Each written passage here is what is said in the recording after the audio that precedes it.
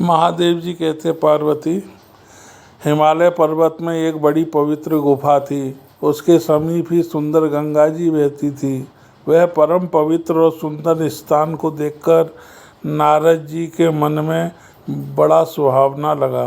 पर्वत, नदी, वन के सुंदर विभागों को देखकर नारद जी का लक्ष्मीकांत भगवान के चरणों में प्रेम हो गया। भगवान का स्मरण करते हुए उस नारद मुनि के श्राप जो दक्ष ने प्रजापति ने दिया था कि वे एक स्थान पर अधिक देर तक नहीं ठहर सकते, उस श्राप को गति रुक गई और उनके मन के स्वाभाविक निर्मल होने से उनकी समाधि लग गई। नारद मुनि के एक स्थान पर रुककर तप करने की स्थिति को देखकर देवराज इंद्र डर गया। उसने कामदेव को बुलाकर आदर सत्कार किया और कहा कि मेरे हित के लिए अपने सहायकों सहित नारद की समाधि भंग करने जाओ। यह सुनकर कामदेव मन में प्रसन्न होकर चला। इंद्र के मन में यह डर हुआ कि देवर्षि नारद मेरी अमरावती का निवास राज्य हड़पना चाहते हैं। जगत में जो कामी और लोभी होते हैं वे कुटिल कौए की समान ही डरते हैं। जैसे मूर्ख कुत्ता सिंह को देखकर सूखी हुई हड्डी को मुंह में दबाकर भागे, वह मूर्ख यह समझता है कि कहीं मेरी इस हड्डी को सिंह छीन नहीं ले।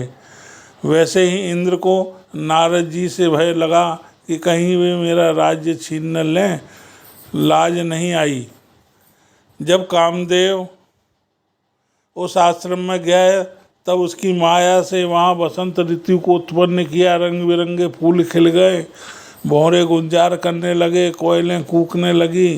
कामाग्नि को भड़काने वाली 3 तरह की हवा, शीतल, मंद और सुगंध सुहावनी हवा चलने लगी। रंभा आदि नवयुवती देवांगनाएं जो सब काम क्रीड़ा में निपुण थीं, वह नृत्य करने लगी। वे बहुत प्रकार के तानों की तरंग के साथ गाने लगी। हाथ में गेंद लेकर नाना प्रकार के खेल खेलने लगी। कामदेव सहायकों को देखकर बहुत प्रसन्न हुआ। फिर उसने नाना प्रकार के माया जाल किए, परंतु कामदेव की कोई कला मुनि पर असर न कर सकी। तब तो पापी कामदेव अपने ही नाश के भय से डर गया। लक्ष्मीपति भगवान जिसके बड़े रक्षक हों, भला उसकी सीमा मर्यादा को कोई दबा सकता है। तब अपने सहायकों सहित कामदेव ने बहुत डरकर अपने मन में हार मानकर बहुत ही आर्त दीन वचन करते हुए मुनि के चरणों को जा पकड़ा। नारद जी के मन में कुछ भी क्रोध न आया। उन्होंने प्रिय वचन कहकर कामदेव का समाधान किया। तब मुनि के चरणों में सिर नवाकर उनकी आज्ञा पाकर कामदेव अपने सहायकों सहित लौट गया। देवराज इंद्र की सभा में जाके उसने मुनि की शीतलता और अपनी करतूत सब कही, जिसे सुनकर सबके मन में आश्चर्य हुआ और उन्होंने मुनि की बढ़ाई करके श्री हरि को सिर नवाया। तब नारद जी शिव के पास गए। उनके मन में इस बात का अहंकार हो गया कि हमने कामदेव को जीत लिया। उन्होंने कामदेव के चरित्र शिव जी को सुनाए।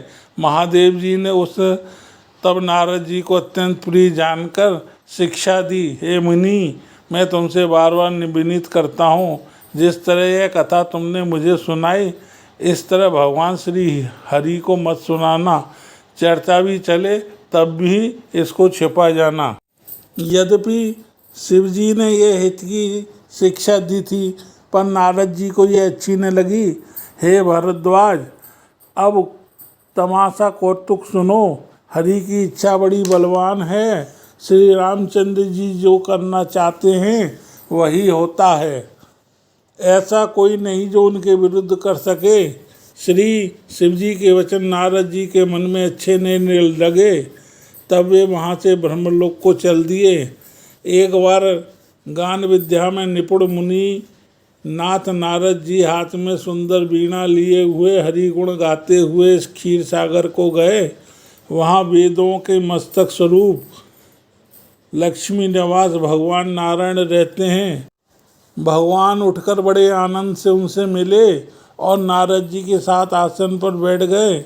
भगवान हंसकर बोले, मुनि, आज आपने बहुत दिनों बाद दया की। यद्यपि श्री शिव जी ने उन्हें पहले ही मना कर रखा था, तो भी नारद जी ने कामदेव का सारा चरित्र भगवान को कह सुनाया।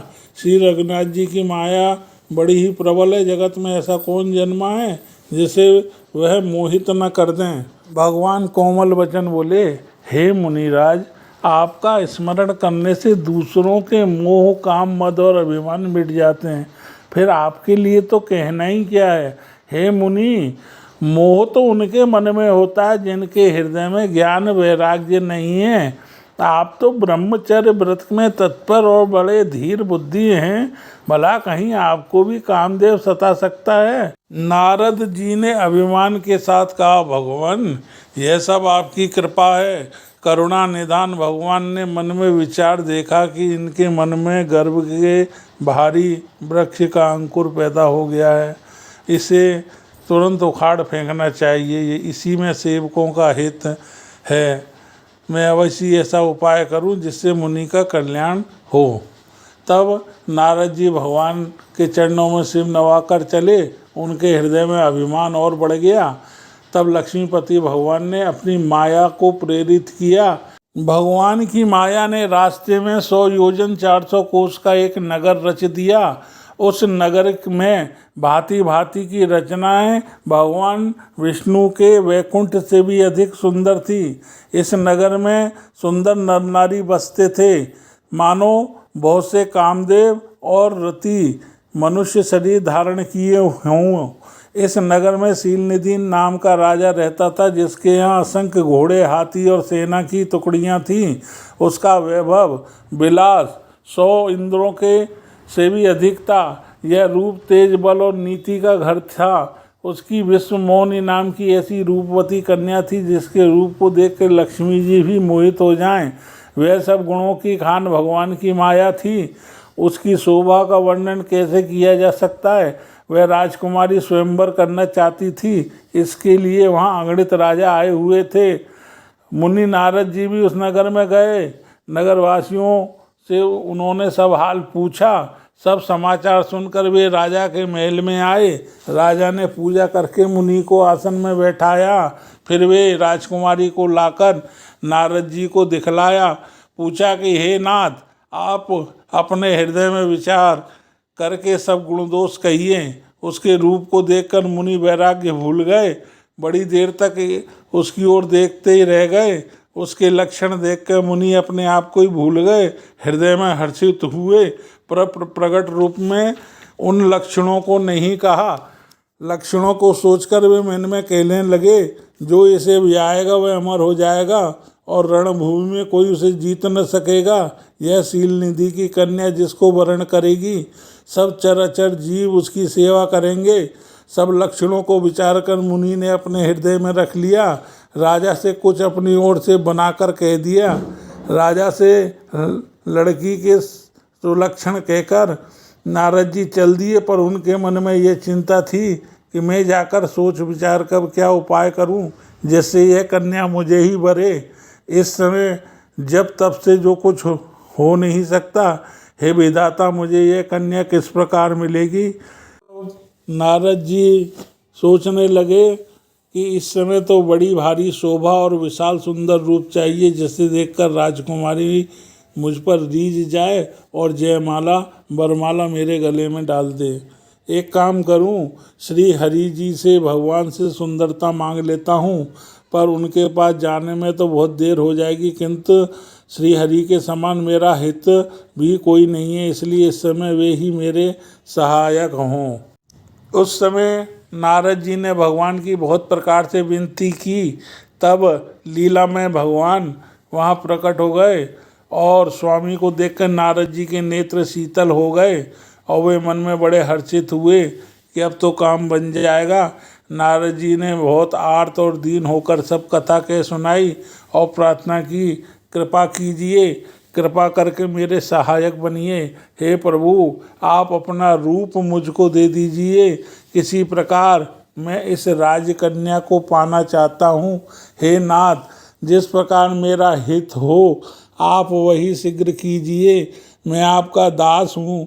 आपकी माया का विशाल बल देखकर दीनदयाल भगवान मनी मन हंस कर बोले कि हे नारद जी सुनो, जिस प्रकार आपका परम हित होगा हम वही करेंगे, दूसरा कुछ नहीं, हमारा वचन असत्य नहीं होता। हे योगी मुनि सुनिए, रोग से व्याकुल रोगी कुपथ मांगे तो वैद्य उसे नहीं देता, इसी प्रकार मैंने भी तुम्हारा हित करने की ठान ली है। ऐसा कहकर भगवान अंतर्ध्यान हो गए।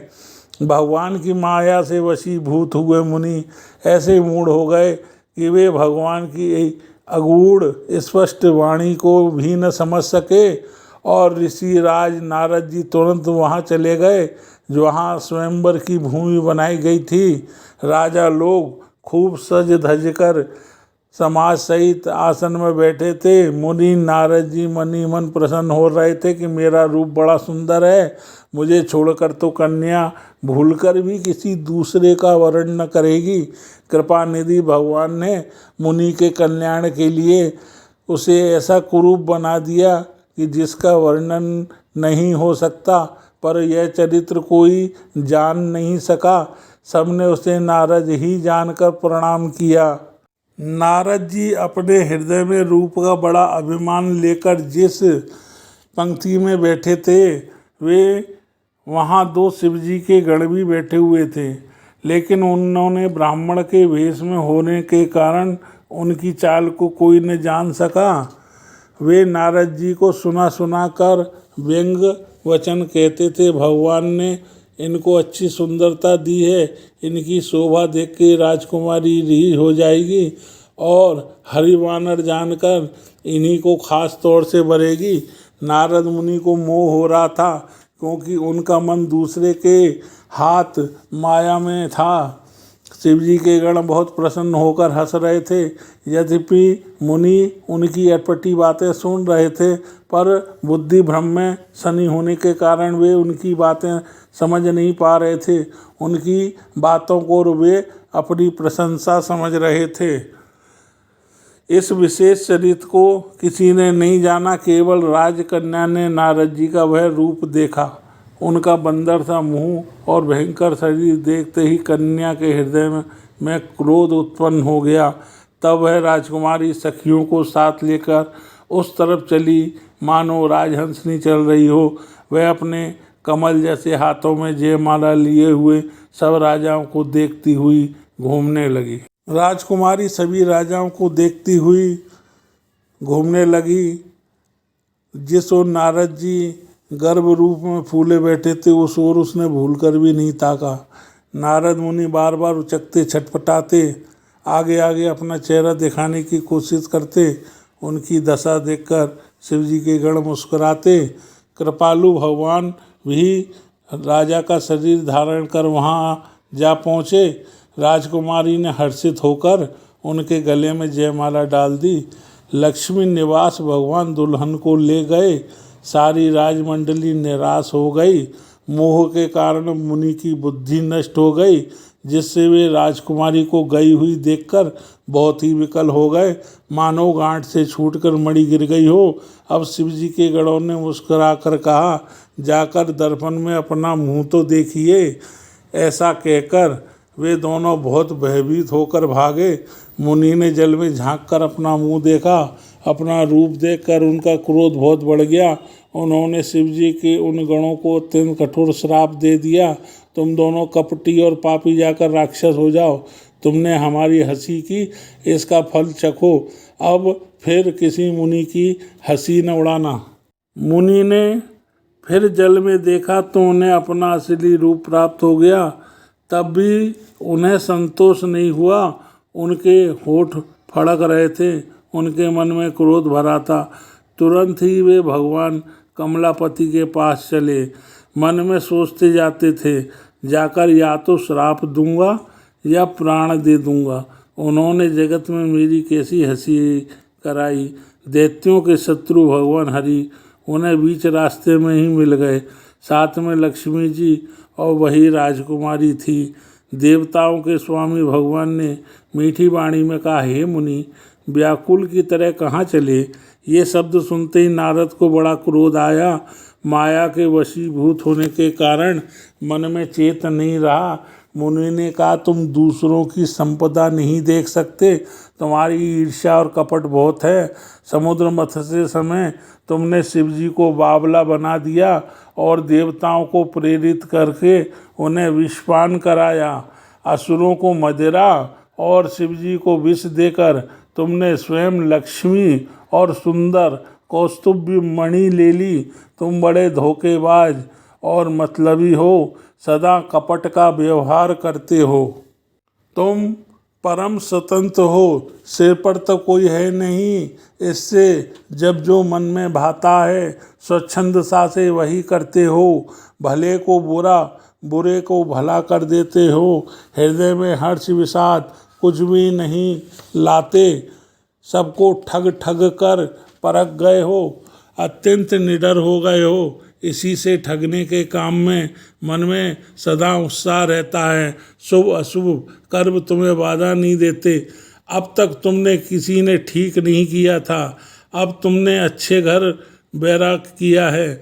मेरे जैसे जबरदस्त आदमी से छेड़खानी की है, अत अपने किए का फल अवश्य पाओगे।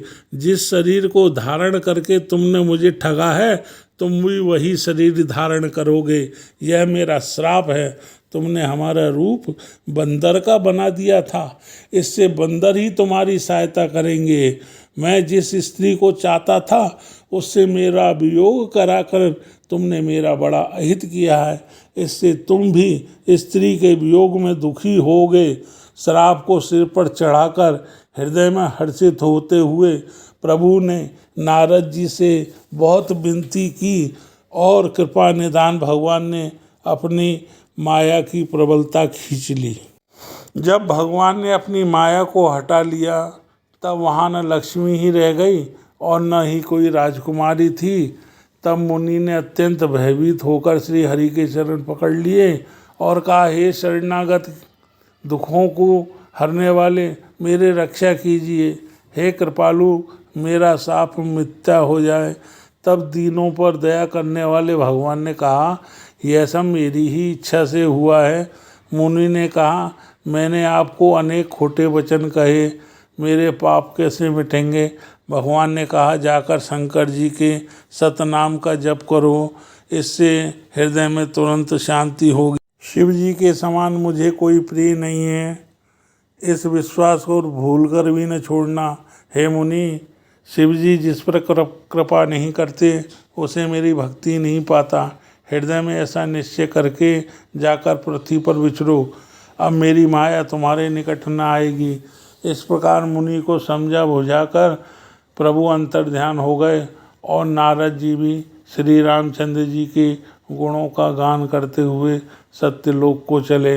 इस प्रकार नारद जी के अहंकार के कामदेव को जीत लिया, उनका भ्रम दूर हो गया और वह भगवान के गुणगान करने लगे। नारायण नारायण। शिव जी के गणों ने जब मुनि को मोह रहित देखा तो मन में बड़े प्रसन्न होकर मार्ग में जाते हुए भयभीत होकर नारद जी के पास आए और उनके चरण पकड़ दीन वचन बोले कि हे मुनिराज, हम ब्राह्मण नहीं हैं, शिव जी के गण हैं। हमने बड़ा अपराध किया जिसका फल हमने पा लिया। हे कृपालु, आप श्राप दूर करने की कृपा कीजिए। दीनों पर दया करने वाले नारद जी ने कहा, तुम दोनों जाकर राक्षस हो, तुम्हें महान ऐश्वर्य, तेज और बल की प्राप्ति होगी। तुम अपनी भुजाओं के बल से सारे विश्व को जीत लोगे। तब भगवान विष्णु मनुष्य का शरीर धारण करेंगे। विष्णु हरि हाथों से तुम्हारी मृत्यु होगी, जिससे तुम मुक्त हो जाओगे, फिर इस संसार में जन्म नहीं लोगे। ये दोनों मुनि के चरणों में से नवाकर चले और समय पाकर राक्षस हुए। ब्राह्मण के रूप होने की वजह से ब्राह्मण कहलाए और शिव जी के गण की वजह से शिव भक्त भी हुए और हरि के हाथों इनका वध हुआ। इस प्रकार नारद जी का श्राप फलित हुआ और नारद जी को हनुमान जी का वानर का रूप मिला था, इसलिए वानरों ने श्री रामचंद्र जी की सेवा की थी। इस प्रकार श्राप कभी विफल नहीं होता है। जय श्री राम। जय श्री